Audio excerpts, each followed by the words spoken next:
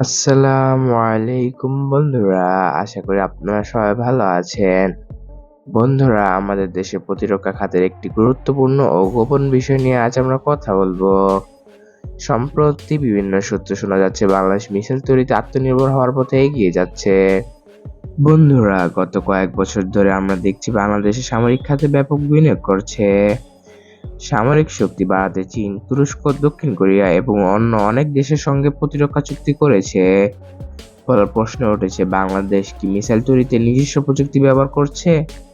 আসুন বন্ধুরা, এই সম্পর্কে জেনে নেওয়া যাক।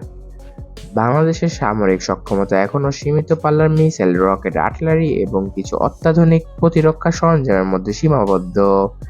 বিশেষজ্ঞদের মতে দেশে মিসাইল তৈরির সক্ষমতা অর্জন করা অত্যন্ত কঠিন এবং এতে অনেক প্রযুক্তিগত ও অর্থনৈতিক চ্যালেঞ্জ মোকাবিলা করতে হয়।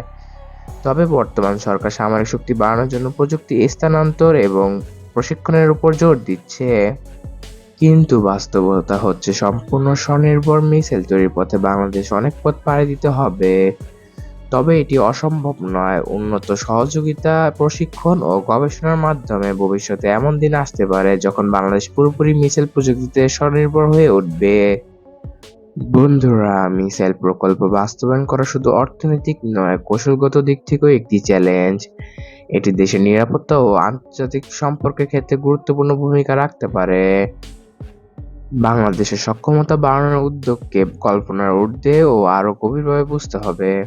বাংলাদেশে মিসাইল প্রকল্পের বাস্তবতা সম্পর্কে বলা যায়, এটি এখনো প্রাথমিক পর্যায়ে রয়েছে, তবে প্রযুক্তিগতভাবে উন্নত হওয়ারও প্রচেষ্টা রয়েছে। বন্ধুরা, আজকের এই গুরুত্বপূর্ণ বিষয়ে আপনার মূল্যবান মতামত কি? আপনি কি মনে করেন, বাংলাদেশ কি মিসাইল তৈরিতে সফল হতে পারে? আমাদের জানিয়ে দিন কমেন্টে। বন্ধুরা, ভিডিওটি যদি ভালো লেগে থাকে তাহলে লাইক, শেয়ার এবং সাবস্ক্রাইব করতে ভুলবেন না।